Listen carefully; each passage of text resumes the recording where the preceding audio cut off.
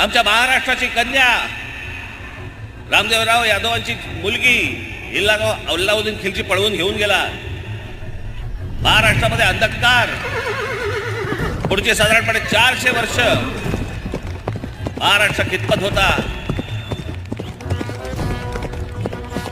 या महाराष्ट्रातल्या माझ्या माता भगिनींवरती अत्याचार होत होते,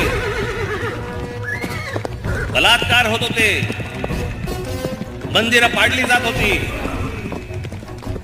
याच पैठणीला आमच्या एकनाथ महाराजांनी तेव्हा तिथे आरोळ दिली, दार उघड भये दार उघड. हे नाही पाहत आता पावत. आणि या 1630 ला दार उघडलं. आमच्या छत्रपतींचा जन्म झाला.